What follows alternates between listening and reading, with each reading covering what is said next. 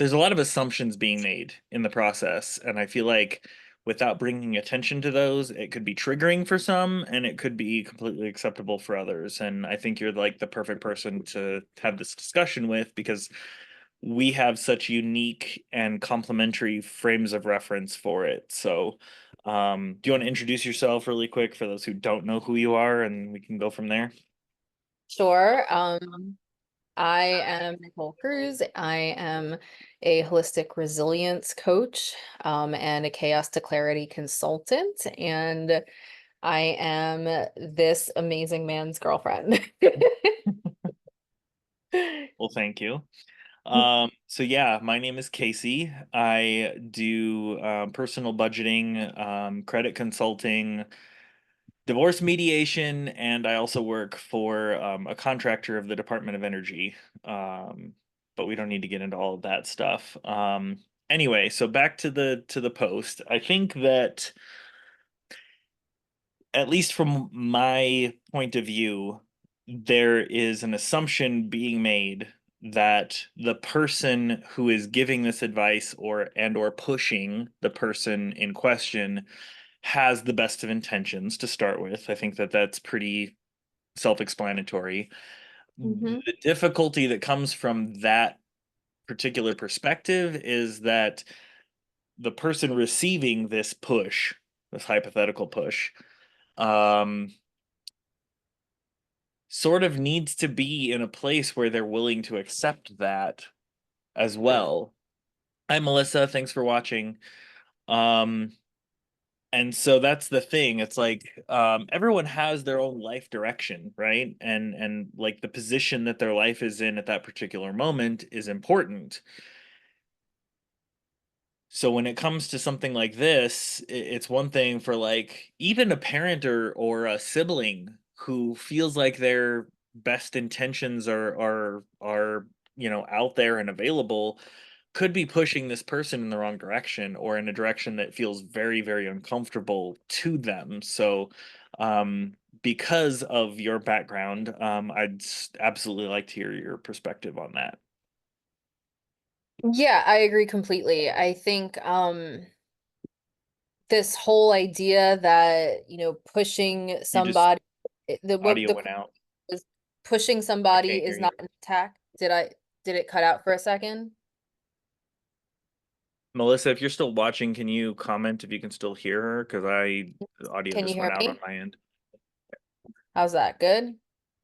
I can't hear you. Nothing? Nothing. Hold on. Hold up. I see the problem. How's that? Okay, Hello? she can hear you. I can't. So I don't know. Wait, I don't know who's not on audio here. My audio's up. Melissa Okay, said Heather she said could hear no you. audio. Now she can't. So So you know what? I'm going to go out and come back in. How's that? kind of weird. Hold on.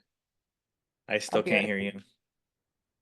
We may have to refresh the live. I don't know. Can you hear me? She dropped off.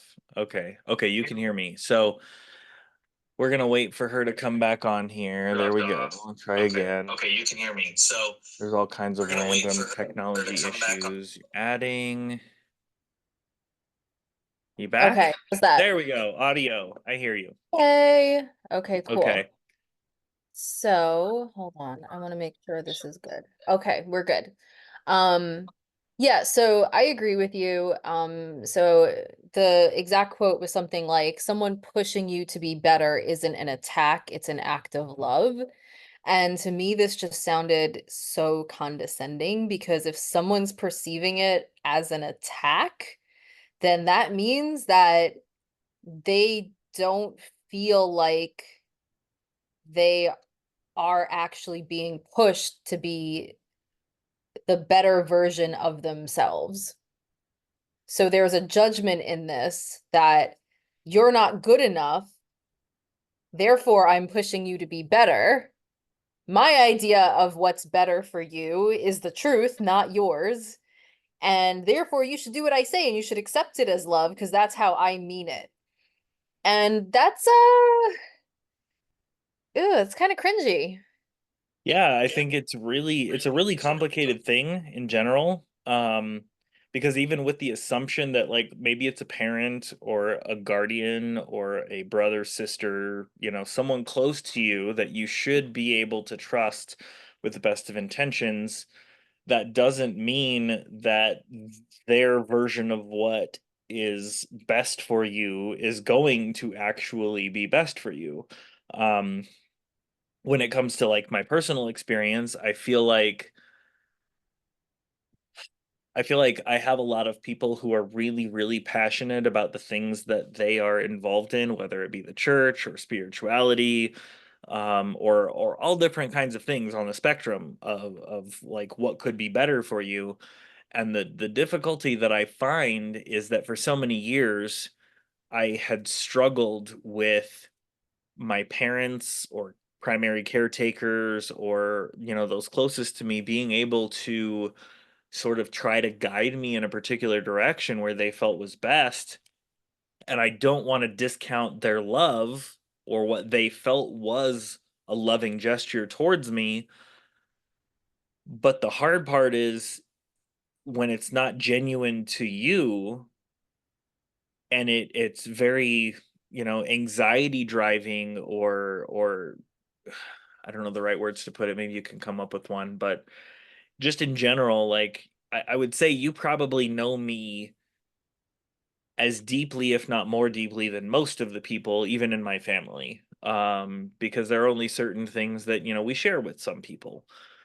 And when it comes to when it comes to life direction, purpose, and things along those lines, like if they aren't aligned with the same ideas that you have or the same beliefs that you have, even in the best intentions, they can be completely derailing you in terms of like where your natural like sort of homeostasis comes from. Because for instance, when it came to like my secondary education, I went to school to be an engineer, which made sense. My mom always saw me being an engineer. Math and science have always come very, very easily like absorbable for me. And so between that and working on cars or being able to learn how to build things and stuff along those lines, it just made sense.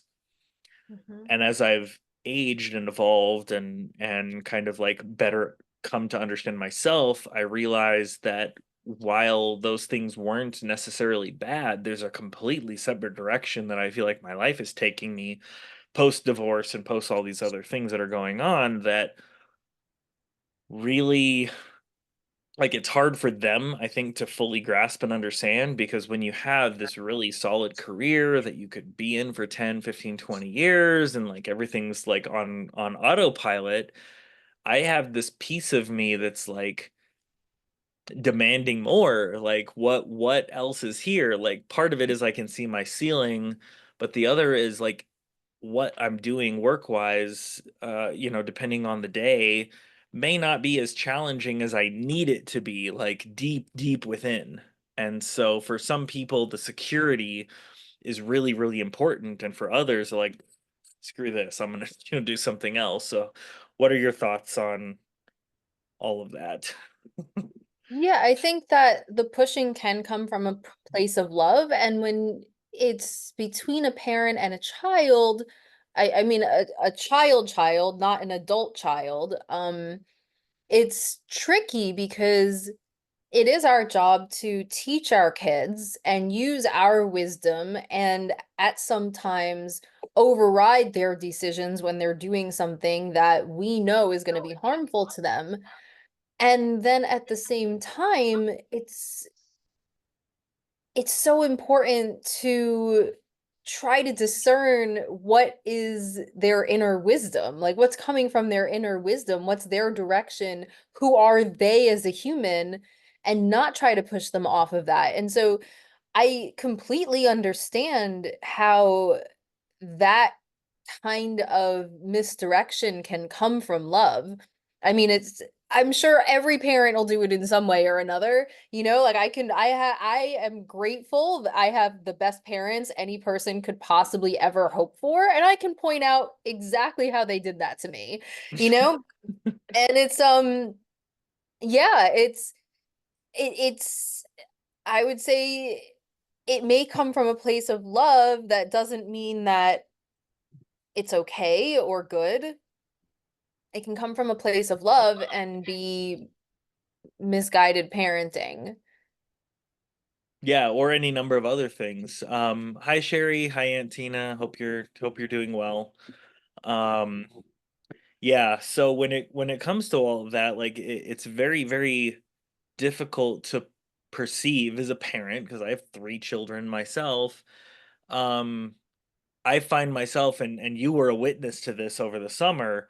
Wyatt is an adrenaline flippin' junkie, like 10.5, 11, go full throttle. Like he wants to go out and thanks Melissa for joining. I will, if you want, I can send you the link to the full thing at the end.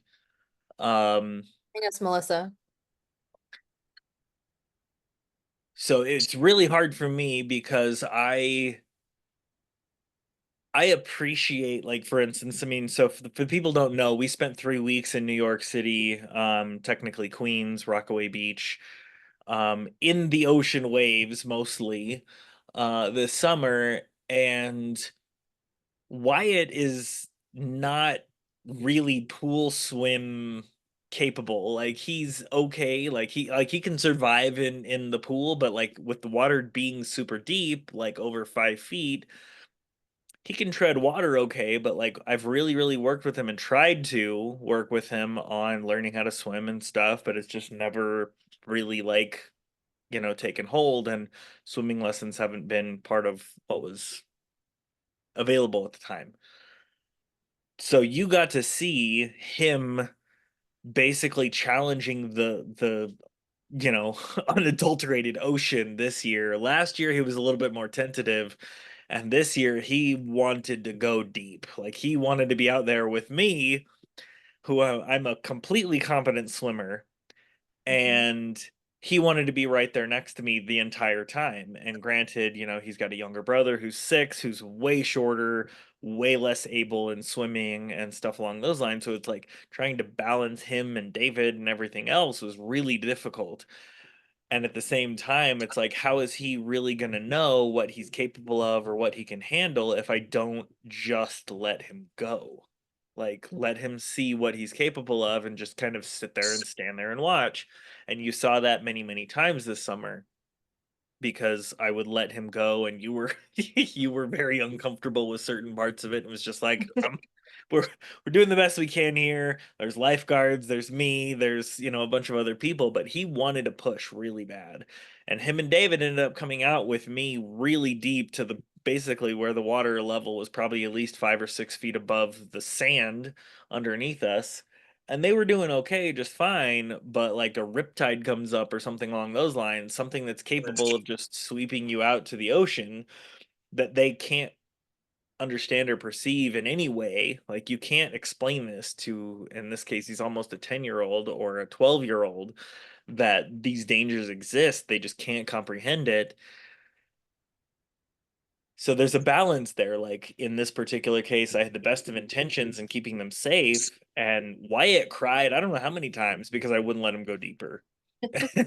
And there's all this difficulty in that particular situation. That's just one thing. I mean, it could be 50 million other things that the world has to offer that we kind of have to use our best judgment. And while they maybe mad at us at that age, if he was 25 and had been swimming for a decade or so, that'd be a different story. I wouldn't necessarily be worried about him, but and Yeah. even Eric went farther out into the water than we've ever seen him. So that was cool. Yeah. Now he's into the ocean. Eric, do you want to come say hi? No? Okay. So I see you picked out an outfit. Usually on the first day of school, people try to wear like their newest, nicest outfits. Do you want to maybe pick out some of the stuff grandma got you? Okay, awesome. So I did that on camera specifically because it was a really good example. I didn't force him to wear something different. I didn't tell him what he needed to wear. I explained a tradition, right? On the first day of school, kids usually wear their nicest, newest outfit. And then I invited him to make the decision for himself. If he had decided, like, no, I want to wear this, then the hard boundary would have been you've worn those pants 2 times already, put them in the laundry, you have to choose a different pair of pants. But other than that, I like, so that would have been like the hard no, you're not wearing something that's been worn enough times that it should be washed. But go ahead and pick what you want. But he did choose to go and pick out a nice new outfit, and I can't wait to see the nice new outfit. I'm sure it'll look really great on him. We don't do pajamas. He likes to sleep in his clothes, so he wakes up and he's ready to go. And that's another thing. Like I could be a stickler about it, but don't care. I actually prefer it. I think it's a great idea. Like he's Yeah. already he There's wakes certain up times ready to go in the morning. Maybe I a think little the bigger wrinkle. issue is with So, wrinkles and stuff, but yeah, I mean, maybe when he's a teenager, he'll care more about that. He's in fifth grade. It's like, you know what? If he sleeps, if his clothes get a little wrinkled from sleeping, so be it. Um, But here's a note, we could put it to him. Eric, if you want, because your shirts sometimes get wrinkled when you sleep, if you want to look extra nice on the first day of school, you could sleep without a shirt on and then put the shirt on in the morning when it's nice and not wrinkled. Okay, he said okay. But just make sure you know what shirt you're gonna wear and it's all ready to go. So don't forget it. It's on the floor. Okay, he put it on the floor in the middle of the hallway so he doesn't forget it. Um, which is a really good place to put it so you don't forget it. It's a good idea. Well, I'll have to step over it the rest of the night, but here's another one where I'm going to like respect the fact that he took a step and thought creatively about how to help himself remember something, and I'm going to support him in that instead of being now he's hearing the conversation, so he moved it to the living room so no one steps on it.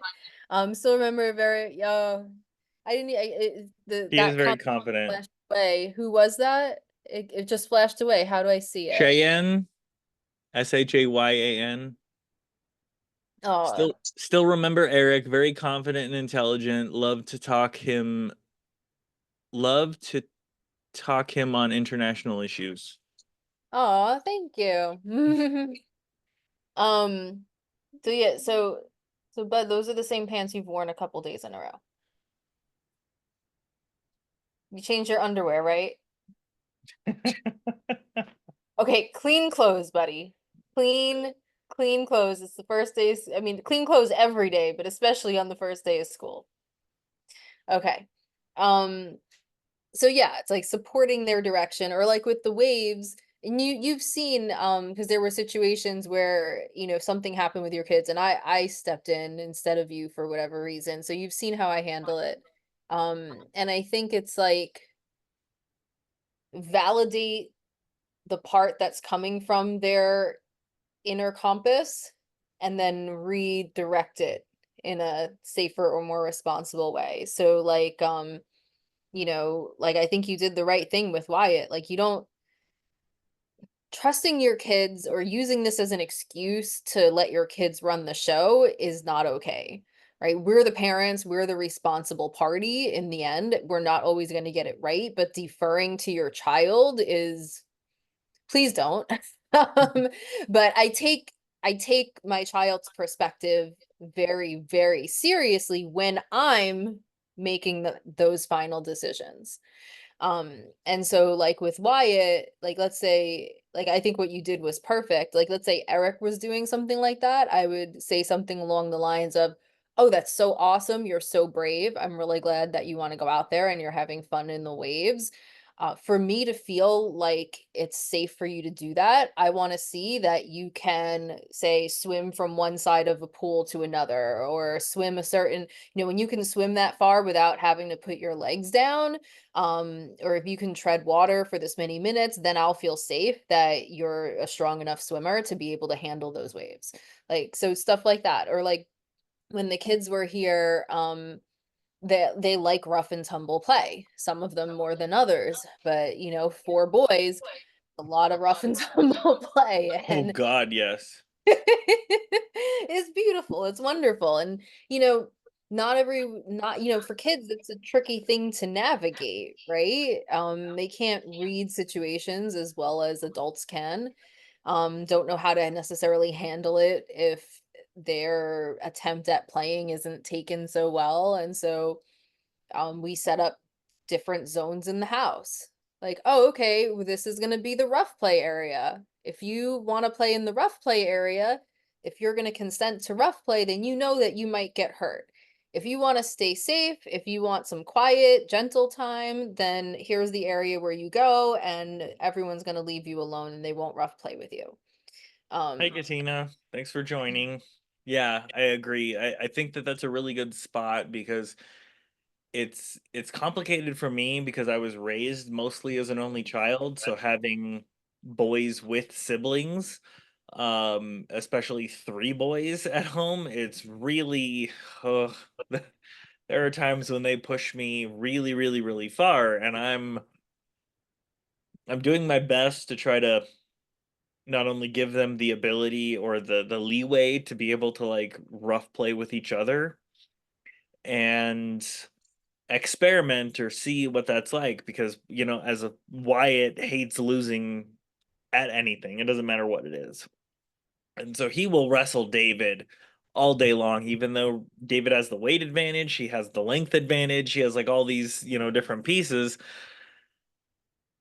Wyatt's still more aggressive than he is overall. Um but it's definitely one of those things that I struggle with having been raised an only child is I don't adequately appreciate or respect as much, I guess. And I don't know that respect is the right word. But like the sibling rivalry, like it's part of what we have been given in terms of, you know, their dynamic, and they are kind of, you know, safely jostling for position to figure out where they kind of fit and who's the you know, who has the particular set of skills, whether it's physical or mental or whatever, to kind of jostle their position and understand really in this micro world who they are so that they can better understand in the macro world when they're at school or any number of other places who they really are. um but I don't want to lose sight of the fact that like this post I feel like is probably more geared towards adults mhm. and how different the dynamic is once we're older and we have the wisdom or the knowledge on some level to be able to kind of make a lot of those decisions for ourselves. So, like for instance, for me, if I have an idea or like I'm the only person who exists inside my head. Nobody else is there, and I can be given advice or direction or any you know, and the things from different people that I respect. But at the end of the day, it's my choice what decisions I make, what direction I go, any of these other things, and it's all based on the wisdom that I've gained from all of these different people that have influenced my life to decide what is the right choice for me to make. So when it comes to appreciating or acknowledging an outside person or factor into the direction that I decide to go in, it's really important that a few things be established beforehand. And in this post, it doesn't really talk about it, but there needs to be this level of mutual respect between the parties, I think, as an expectation, and it's not specifically communicated there. Um, but also, in order for this pushing to be effective or to be helpful, whether it's a therapist or a parent or a grandparent or whoever, there has to be that number one level of respect, and two, the acceptance of the other person. It's almost like just consent to rough play, only it's this case, let's call it consent to evolve, consent to learn or understand different things, because I feel like one of the reasons that you and I connected the way that we did, and we have the respect that we have for each other is that we've had some pretty deep conversations about a variety of different things, and I very, very much value the unique frame that you see the world through and how it's different from mine because it helps me to kind of break free of what I feel like are my own mental chains that kind of keep me, I wouldn't say stagnant, but that's not a terrible word for it, but just kind of like stuck in this one place where it's like I know I don't want to be here, but I don't specifically know which direction to go.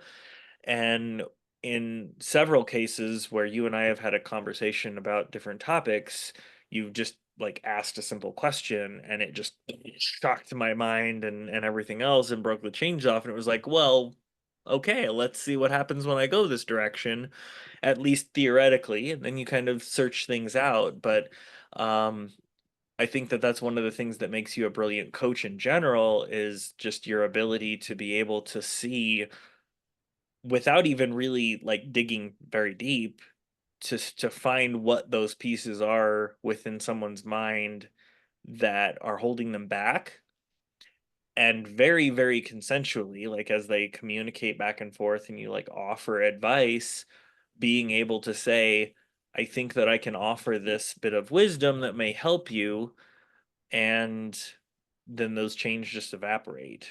I don't know how you perceive it, but you can fill me in on it. Thank you. I appreciate that a lot. I don't know.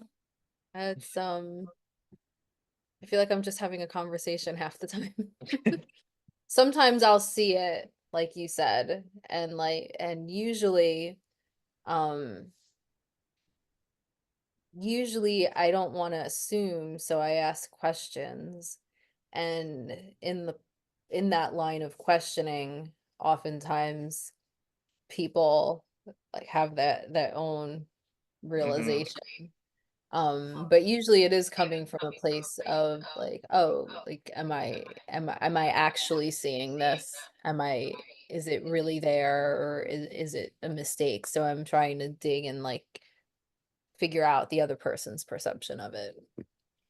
Yeah, because I mean, as we've talked about, I don't know how many different things, a lot, we've Hmm. definitely discovered significant pieces of how we see the same scenario differently.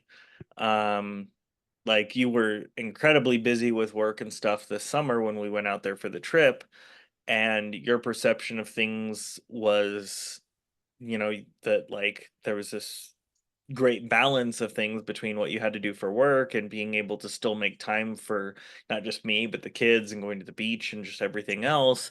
And towards the end of the night, my interpretation was I am burned out, I am so just mentally drained.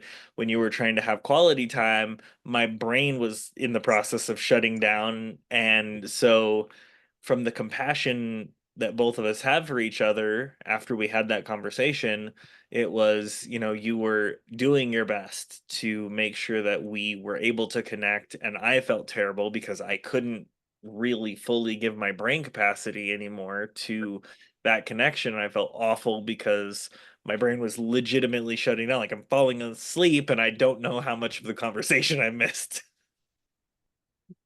That was totally fair. It was it did not feel like balance at all. Like definitely did not. I don't think balance is the right word. It's more like I'm still standing. It's like I have to be play mom to four kids and be a good girlfriend and continue to run my business, which I work at least full time, and and then I'm doing this at home. So I'm like, doing all the work at home while there's four kids playing, and then like, coming out and like having quality time and going back to work, and then making sure I get to the beach with you guys, and then making sure that no matter how tired I am, I rallied so that we could have time after the kids went to sleep to have like our quality time together. And it was like, and then when you like, I forgot what you had said, but I was like, I thought I was killing it. Well, that was the thing. So hard.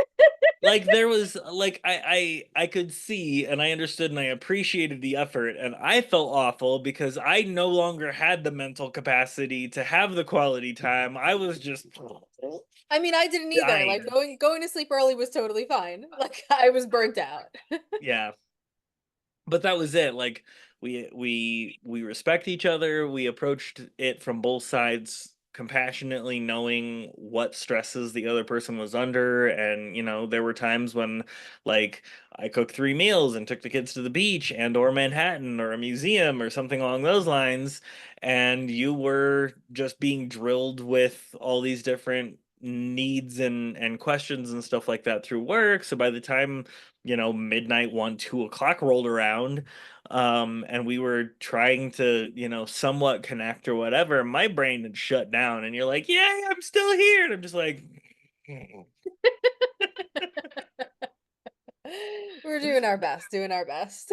but that's the thing. Like, in that particular case, it was like there's a different perspective for each of us, but there's a lot of cases, and I don't mean to understate this at all. There's a lot of cases where something similar to that would happen in someone else's relationship, and it would cause conflict and a fight and any number of other things. um so one, kudos to us for being able to approach it that way, but also, to speak to it, it's an understanding that you and I have, and a foundation that we're building, and it's one of the reasons that I respect your feedback when it comes to any number of different things, like what the options are. We just had a conversation because my car is approaching, 120,000 miles or just over it, and is starting to have some significant issues, or at least potentially significant issues. I mean, literally broke down on the freeway, and your concern for me and the kids was in injecting this idea that I should probably get a newer vehicle. And while at the same time, hey David, thanks for tuning in.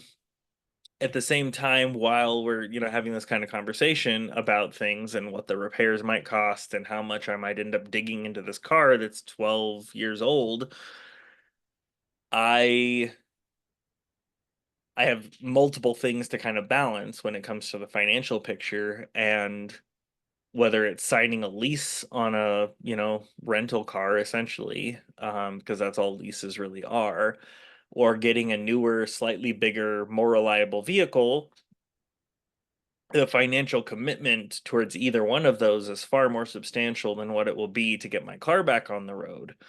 And so, like, that balance between things, like, I appreciate your concern for it, and obviously your opinion for things. The car, especially for David, the little turd just keeps growing like a weed.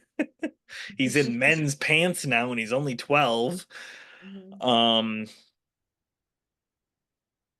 yeah, it's just one of those kind of things where it's like you and I have the rapport that I know that whatever it is that you're bringing to me is going to be in your best interests as well as mine, and we have a conversation about it rather than I don't ever feel like you're really pushing me, and if I do, it's more like I know that it's coming from love, like the post talks about, but it's not always that way for every situation. There has to be mutual respect. There has to be that understanding of this person has the wisdom and the alignment with my values or my goals or whatever that is, such that they can guide me in the right direction. Because if they don't, if they have some of their own self-interest as a shadow, it can easily turn into manipulation. It can easily turn into a bunch of other things. Hey Sharon. Um, yeah, I agree completely. And like when we had that conversation, part of it was uh communication and alignment with the idea that we're going to be merging lives and like, hey, I approach situations like this differently, FYI. Um, and you were like, yeah, I don't want to do that. And it was like, okay. Mm, that's it. Yeah, but I mean, like, the conversation that we had was more so like all involving and encapsulated. Like, we are going to need a bigger vehicle for all of us in order to merge lives. So if I buy a vehicle that isn't big enough for all of us, then I'm not so much investing in that future. I'm sort of temporarily investing here, which, as far as cars go, is typically a waste of money because if you don't buy what you need for the long term, 5 to 7 years, because that's what most car loans are, at least it seems like now, then like what am I dumping money into versus the car that I have, which I have paid off. I have no car payment. My insurance is manageable.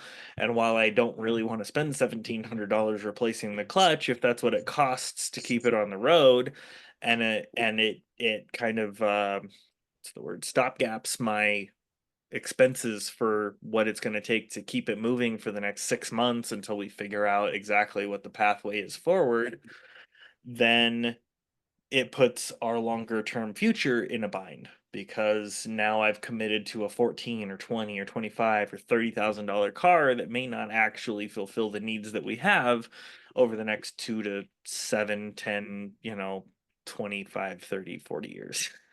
Yeah, and that totally makes sense. Yeah, and I get from your point of view where it would be, I mean, shoot, the two cars that, well, we've only rented we rented one car here and we rented one car but last what Christmas when we went to Virginia. Um and both of them were, good enough overall, but like I don't think the van had enough space in general. It was only a 5-seater in the back, so it was only 7 total. Mhm. Whereas the Mazda that we had was very nice and had the third row, so I think it was an at least 8-seater. Um but yeah, so I mean, there's all those different things, and it seems like new cars are space shuttles now. I made that distinction while I'm driving this Nissan Rogue while my car is in the shop. Um, but yeah, I mean, there's a lot of beneficial things that are upgraded in newer vehicles that I can appreciate, but is it worth right now? It could be $400 to $700 a month on a car payment for who knows how long. I'd rather just stay where I'm at and see what the next 6 months look like. If we can manage to keep the status quo, pay off the 1400 or 17 or whatever it ends up being, and then reassess when other things are more stable. So Yeah, I totally. certainly felt like you respected that completely. I do. And like if it were my decision, it might be different, but it's not, and it has nothing to do with me, so it doesn't matter. And even the reason I expressed it is because like I said, I saw um like a like a, where we weren't quite in alignment, and I'm really focused on us like consciously merging lives, and so I thought like, oh, this could be it, like if we were making this decision together, this would be a pretty significant um misalignment, and so I thought I should, bring it up and communicate it. Because I mean that conversation happened before the car broke down. It was like clockwork where I was like, so for me, I feel like having reliability and like, when a car gets to a point where it's like you don't like it starts to like have problems all the time, and then, it's just like it's causing all these headaches. Like for me, like I like to, replace it before it gets to that point.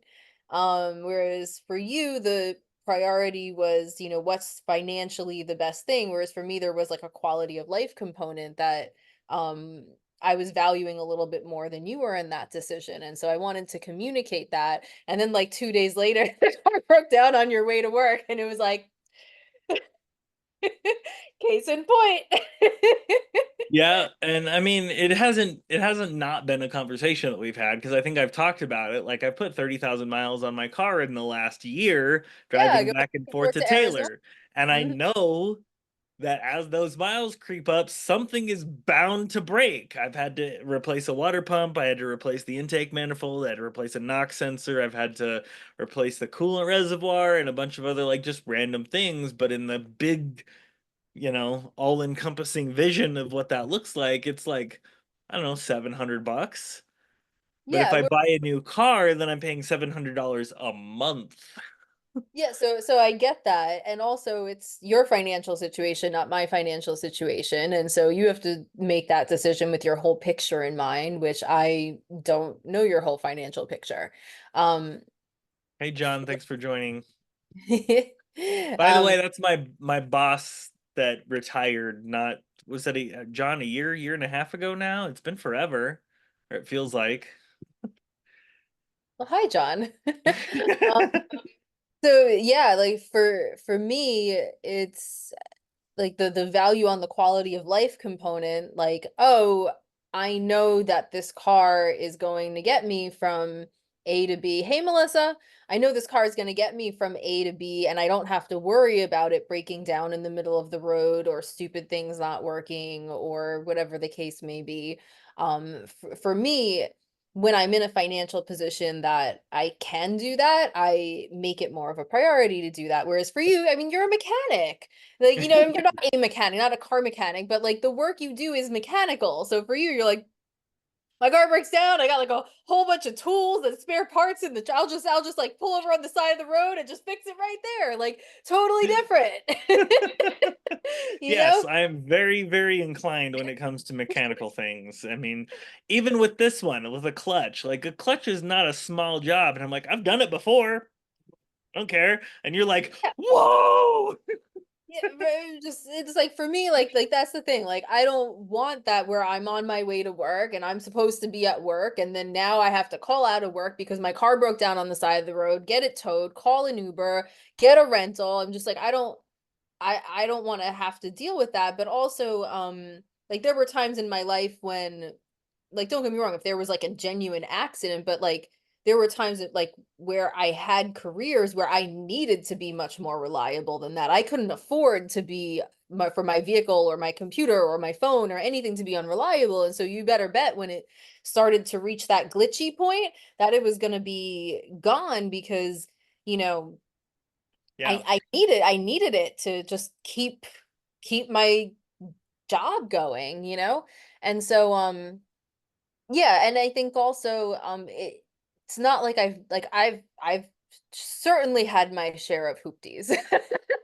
I You mean, know, mine is aging into the hoopty range because it's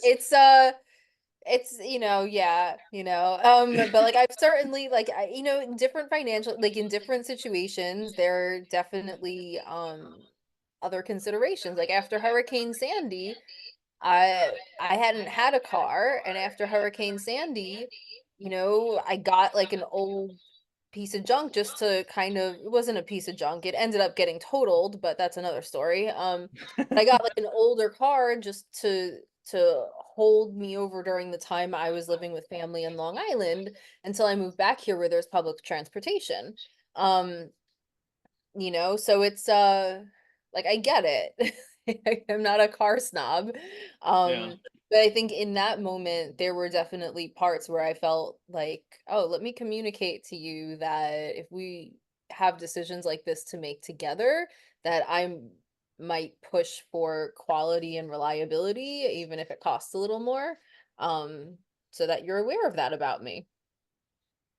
Yeah, I mean that's completely fair. I think that, you have to balance a lot of different things in this particular case, and just for me, in that balance is like, okay, there's short-term issue with the car, and then there's longer term picture of what do I want the next 1 to 3 years to look like, Brush your and teeth, Mike. committing to diverting resources over that period of time is not an extremely high priority situation for me, especially when, as a budget person, as a credit person who leverages credit like crazy when I can and need to, knowing where my credit and stuff like that is, like I'm not going to get the best deal for anything that I try to put together. Hey, Julie, for anything that I try to do with a car loan, like even if I keep the car, just leave it in the parking lot at the apartment complex and go try to get a loan for one, especially right now with the way rates are, it's going to be awful. Like I'm going to have a really, really big car payment, even for something that's not the absolute best fit for either my situation right now or for our longer term situation. Hey, Lacey. And so I felt like the best stopgap was sticking with what I have right now, not committing to anything long term, getting through the next 2 or 3 months, even if it costs more than I kind of want it to right now, so that I can get my credit into a better situation. Because by the end of the year, hopefully, or by February, the whole everything will have flipped once the investment property sells. All of that will be a thing of the past, and it'll be 820 credit score with 6 figures in the bank, and it's like, okay, what car do we need? Yeah, And we I have the totally, ability to just leverage everything we want for it. yeah, I totally support your decision. Um, it's just about time to get Eric to bed before his first day of school tomorrow. Woo! First day as a fifth grader. He's Oh graduating. my god. I know, big stuff, big stuff. Um, Yeah. but so yeah, so going back to that quote, um, pushing you to be better, whose idea of better is it?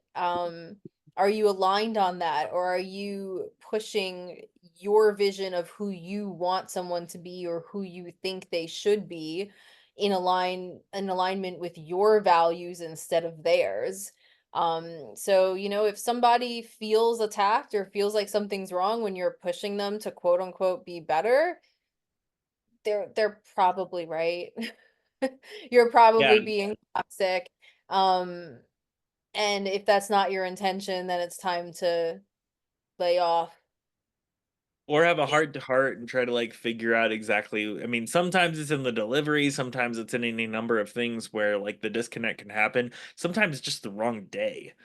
Um, but in general, like having the relationship that you have with someone, the respect and the understanding of what direction to go, like for you as a coach, I've noticed that you don't it doesn't feel like you give a lot of specific direction. You ask the right questions that allow the person to discover the answer for themselves. So it's not so much that you're giving them an answer or that you are or pointing them in a particular direction. You're asking the questions that allow them to unlock the answer for themselves and what's genuine to them, which is why I find what you do and how you do it so valuable. Thank you. Hmm, So I okay. think that's the important takeaway from all of it is that yes, someone pushing you or attempting to push you towards being better can be an act of love, but I don't think that it's a prerequisite. I think that in some cases, depending on the delivery and or the relationship that these people have together, that you definitely have to tread lightly because if the person isn't going to be receptive of it, there's no point because then you are literally pushing them into something that they don't want to be in. So there needs to be that rapport built, and there needs to be this understanding of like two-way communication. Hi, Amy. So that you can develop whatever that relationship is with the understanding that their role in this particular, let's say section of your life is going to be to guide you to the direction that's best for you without specifically giving advice. But I find that the best advice comes from just asking questions and not specifically saying, you should do this, but maybe have you tried doing it this way or have you tried looking at it from this angle, because that's a better way to guide someone and let them generate the ideas or the direction themselves genuinely. Because when Mhm. I was getting coaching from a few different people, it's one of the things I had to tell them specifically was this may be something that's good for you and that works really well for you, but if it's not the genuine formula or blueprint for me, I'm going to fight it. And I have to figure out exactly how or if that approach will work for me. And if it does, what do I need to do to transform it into what will actually work for me and settle into my like nervous system so that I don't feel anxious, I don't feel like any number of negative emotions towards what I'm doing, because if I do, then I can't do it genuinely and I'm going to have bad results. Yeah, yeah. And I always appreciate when you support me and push me towards where I want to go, because I feel like you've taken the time to understand what I want and who I am. And so when you do support me towards that and give me those little nudges and call me out when I'm, taking steps in the opposite direction, it feels good. It really does feel good. And that's the difference. When somebody's pushing you to be better in a loving way that is actually love and not projection or control, it does feel really good because you want to move in that direction and they're supporting you and helping you and giving you the like positive peer pressure to do so. And that's really great. Yeah, I Um, agree. yeah. Eric is, I think he already went to lay down. I Okay, let him, yeah.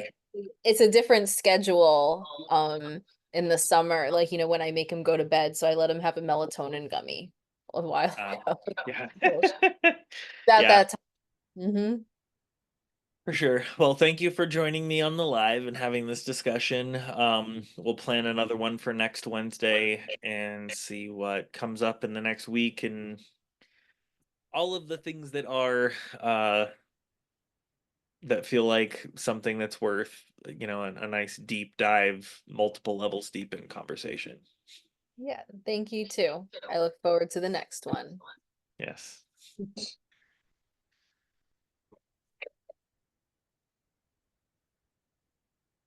All right.